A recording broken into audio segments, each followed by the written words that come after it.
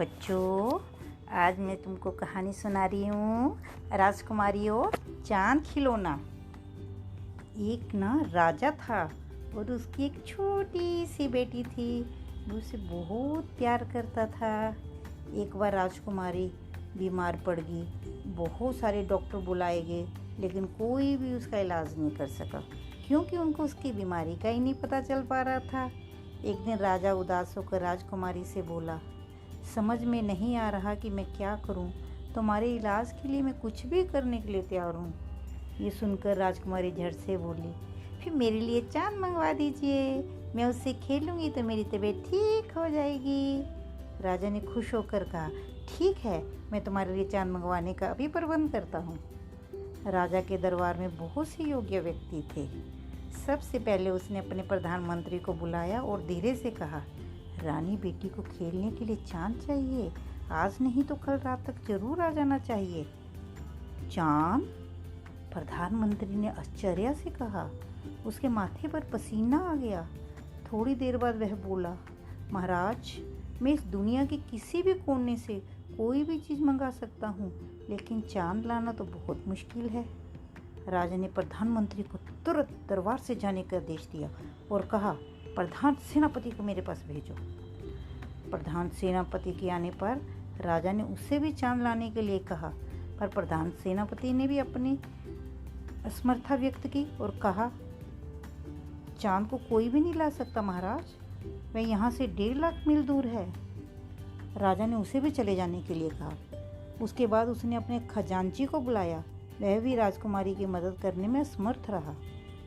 जाओ यहाँ से, राजा चीखा, और दरबारी जोकर को भेजो। जोकर ने आते ही झुककर सलाम किया और पूछा, सरकार, आपने मुझे बुलाया?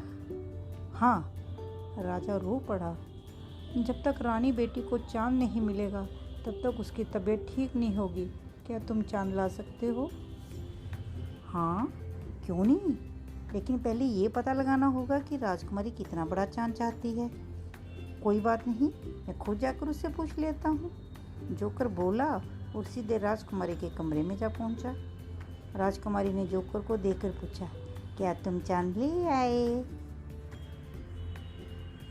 अभी नहीं, लेकिन मैं जल्दी ही ला दूंगा, पर ये तो बताओ कि चांद कितना बड़ा है। राजकुमारी ने कहा, मेरे अंगूठे की नाखून के बराबर, क्योंकि जब मैं आँख के सामने अंगूठे का नाखून कर देती हूँ तो वह दिखाई नहीं देता। अच्छा, ये और बता दो कि चांद किस चीज़ का बना है और कितनी ऊंचाई पर है। तो राजकुमारी बोली, चांद सोने का बना है और पेड़ के बराबर ऊंचाई पर है। ठीक है, आज रात को मैं पेड़ पर चढ़कर चांद उतार लाऊंगा, जोकर ने कहा और खुश होकर राजा के पास लौट आया। उसने राजा से कहा, मैं कल तक राजकुमारी के लिए चांद खिलौना ले आऊँगा, और उसने अपनी योजना राजा को बता दी। राजा योजना सुनकर बहुत खुश हुआ। अगले दिन दरबारी जाकर सुनार में से एक सोने का चांद बनवा कर ले आया। उसने ये चांद राजकुमारी को दे दिया।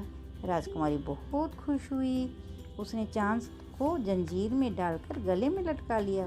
उसकी तबीयत ठीक हो गई। लेकिन राजा को ये चिंता खाई जा रही थी कि जब राजकुमारी खिड़की से आसमान में चांद देखेगी तो क्या कहेगी। वह सोचेगी कि उसके पिता ने उसे झूठा वादा किया था। रात को जब चांद निकला तो राजकुमारी उसे देखने लगी। राजा और जोकर उस कमरे में खड़े थे। जोकर ने राजकुमारी से पूछा, अच्छा राजकुमारी, जरा ये तो बताओ, जब चांद तुम्हारे गले में लटका है तो फिर आसमान में कैसे निकल आया? राजकुमारी हंसकर बोली, तुम मूर्ख हो, जब मेरा एक दांत टूट जाता है तो दूसरा निकल आता है, उसी तरह दूसरा चांद निकला है। ये सुनकर तो राजा ने राहत की सांस ली और खुशी खुशी राजकुमारी के साथ उसके खिलौने से खेलने लगा।